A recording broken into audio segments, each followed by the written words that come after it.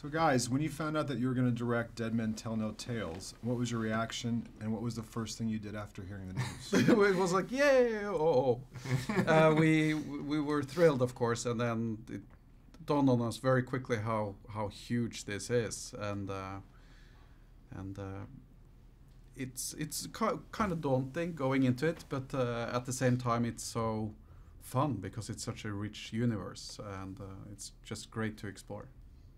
Yeah, I think that making Pirates of the Caribbean for us, it's a dream come true. We're fans of the franchise, and it reminds us of the kind of movies that we grew up with.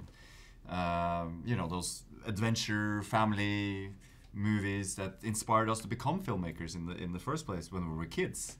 So it's very much in our blood, and I think that, you know, coming into this and getting the chance to direct the 5th installment in the Pirates of the Caribbean universe, it was important for us to analyze why we love it so much, and I think it's a combination of things. It's the spectacle and the adventure and the comedy and the horror, but most of all, I think it has heart, and that's so important to, and also for us going into making this next chapter, to create a strong emotional core for the audience to connect with, and amongst the spectacle and the fantastical universe that this is. And after you guys got the job, how did you approach formulating your vision for the film? Well, Good question. Good question. We really I wrote them all myself. We really studied all the movies, and especially the first one, because that was sort of the first time high, so to speak. And we really wanted to go back to that unique tone with a mix of spectacle and humor and horror and heart, and also make sure that it felt like sort of a serious, even though fantastical, pirate movie at the core, and then Johnny or Jack crashes the party. That's how we sort of saw it. Good. And what were your main goals and your priorities as directors on this film? No, I think that what we were the most nervous about, I think, going into this was making it funny. Because the script was funny. Jeff Nathanson wrote a very, very funny script. And that's very hard. Comedy is hard. And making the audience laugh. And I think that that's been so great, watching the audience, sitting in with the audience, watching this movie and hearing them laugh. That's probably the biggest reward coming out of this. There's a huge Pirates fan base. How did your knowledge and being fans yourself affect your ideas and your plans as you said about making the movie?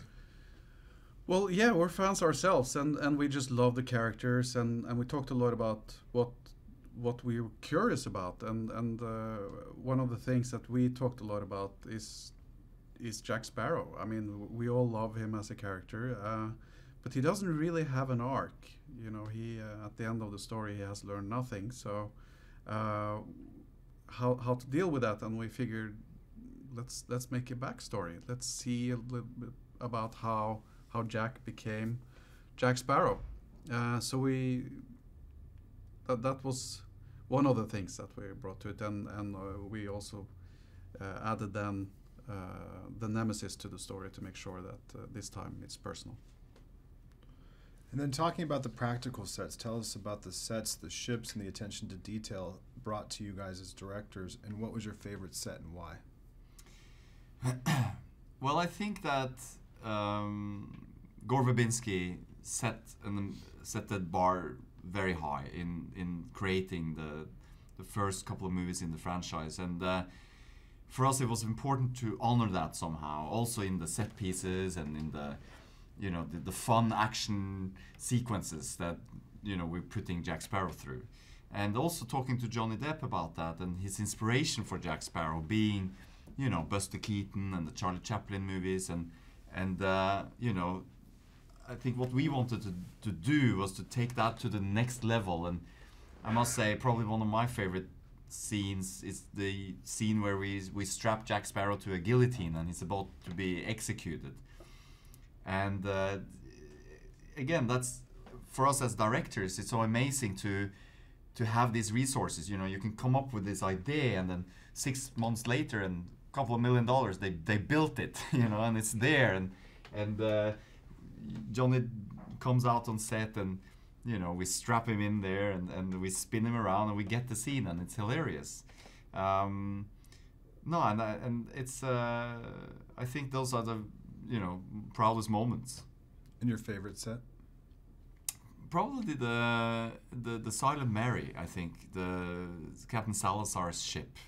That was amazing. I mean, Nigel Phelps, the production designer, he went all out, and that's also something. I mean, we were of course a huge part of, you know, the whole process and designing these ships and having it open up, and just today we saw the Lego version of it, and it's just amazing, you know, to get to do that.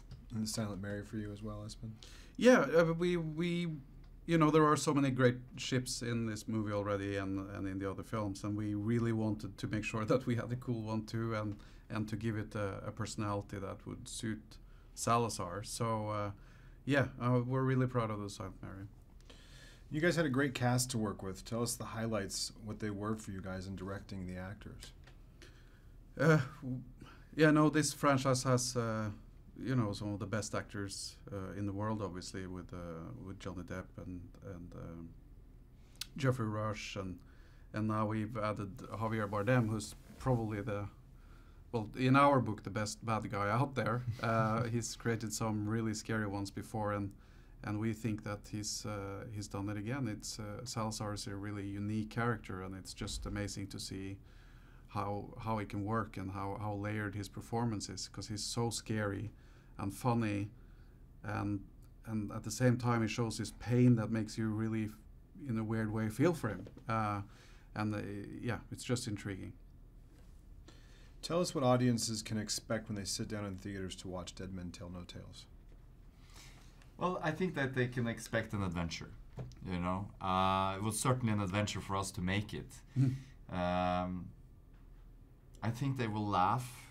I think they will be scared, and hopefully they will be moved. You know, because that was very important for us going into this, and make something moving. And you know, with the family theme. I mean, we both have kids, and you know, make something about that's been a very important element for us doing a Pirates of the Caribbean. And I guess the morale of the story somehow is that, you know, a treasure is not always a chest of gold. Even for a pirate. And if you had to sum up your experience working on this film in one word, what would it be? Awesome. Yeah. Oh, that's hard. In one word. Yeah, no, it becomes like that. Yeah, amazing. yeah. It's a dream come true.